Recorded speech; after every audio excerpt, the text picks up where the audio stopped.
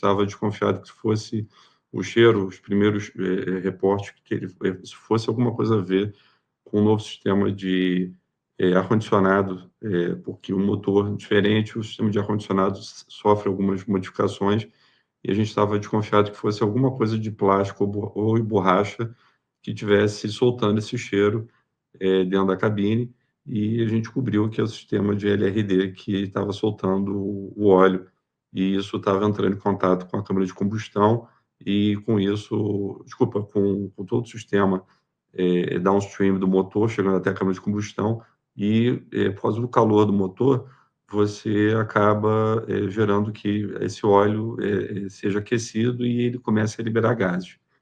Então, vamos fazer uma breve comparação, o que eram os motores antigamente e o que é o motor que nós temos hoje. Então, os motores, se vocês forem ver um 737-200, a gente tinha aquele motor, parecia um charutinho menor, que tinha um fã menor na frente. E com isso a gente foi descobrindo que fãs maiores faziam com que o motor tivesse uma capacidade de jogar ar para trás maior. Isso era bom para diminuir o consumo de combustível, era melhor para diminuir o barulho dentro da cabine, porque aquele fã joga ar protegendo, criando uma camada de ar para proteger a gente dentro da cabine do barulho do motor. Depois disso, a gente tem agora esse avião que a gente chama de. Vai ter várias siglas, mas ficou famoso como de GTR, de Gear Turbine Rotor.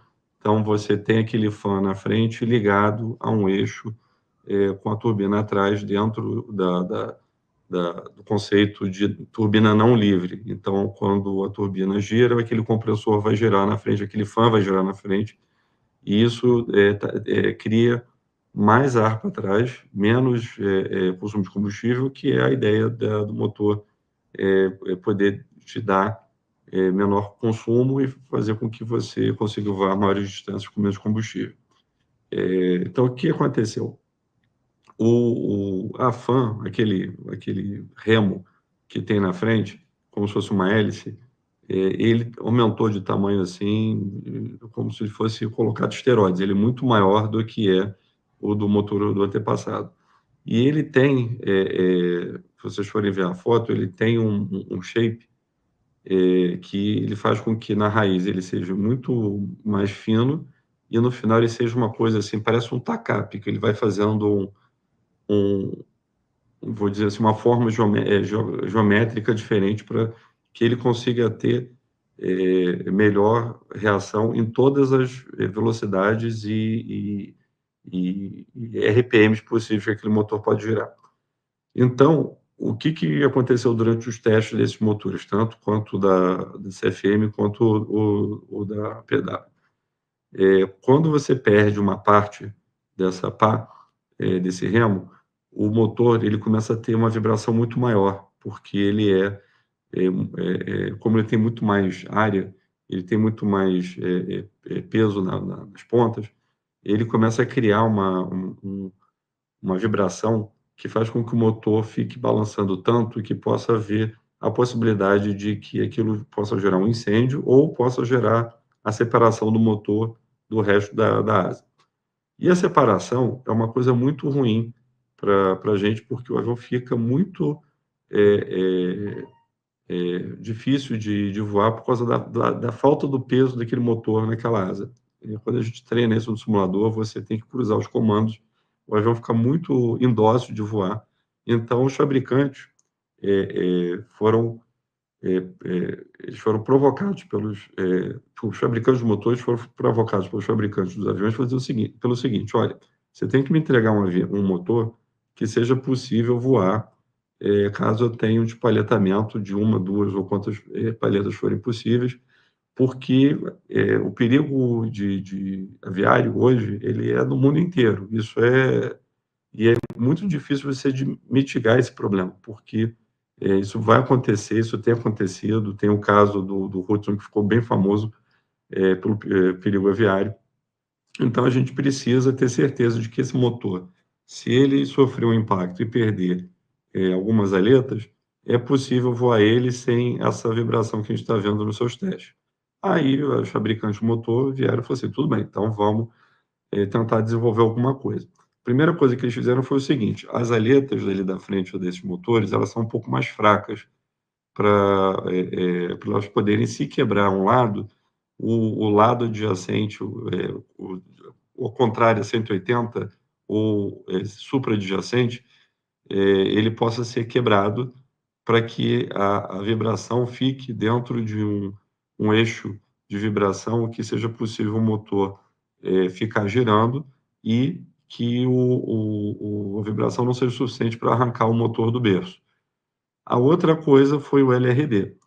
Então, o que que eles fizeram? Eles soltam o óleo que está dentro do motor, para que isso diminua o peso do motor em si, e aí, na hora que ele fique girando dentro de um eixo de vibração, esse eixo seja é, ótimo, para que o motor possa continuar trabalhando naquela situação adversa.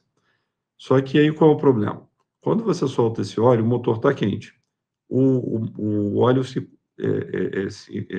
entra em contato com as partes quentes do motor e ele solta esse cheiro, essa fumaça, e o motor ele aproveita o ar vindo desses estágios do motor para poder usar com pressurização.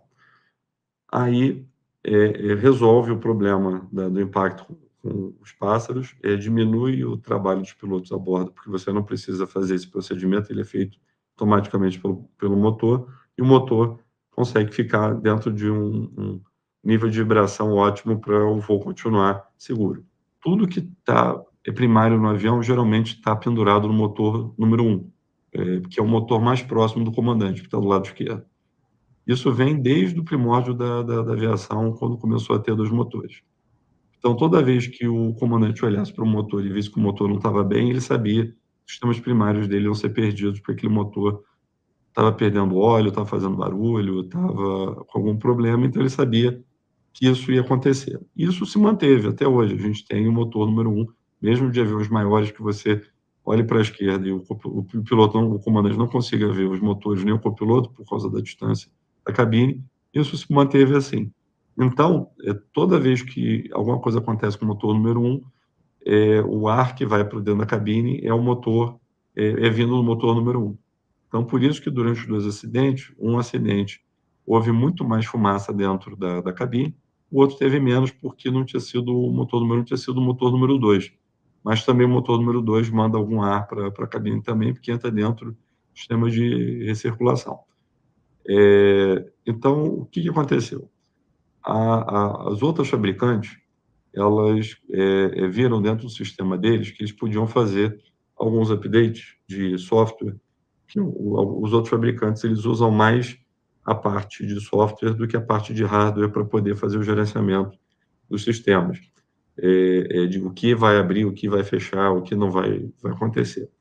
Quando fizeram um teste de impacto com um animal, teste em solo, dentro de bancada, então o motor está na bancada, ele não está na aeronave, eles viram que realmente a chance de gases ou cheiro do animal morto entrar na cabine era muito grande, e isso já era uma coisa que alguns outros fabricantes estavam já trabalhando há algum tempo, porque as pessoas que estão a bordo, os passageiros, eles passam muito mal com o cheiro de carniça, de qualquer coisa que passe pelo motor.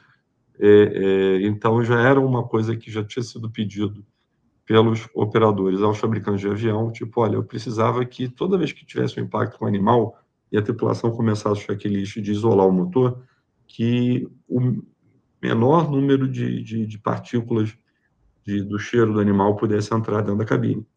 Isso já era uma coisa que já vinha vindo do passado, não tinha nada a ver, esse sistema ainda não existia, o motor também não existia, então todas as fabricantes estavam trabalhando com isso, e várias delas conseguiram chegar nessa otimização de que toda vez que algum animal passasse pelo motor, que o cheiro não entrasse dentro da cabine e deixasse a cabine com aquele cheiro horrível.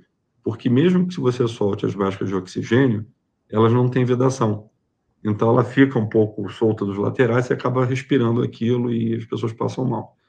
Então, quando outras aeronaves de outros fabricantes tiveram esse mesmo problema, não houve contaminação por óleo, porque o sistema isolou mais rápido do que o sistema da Boeing.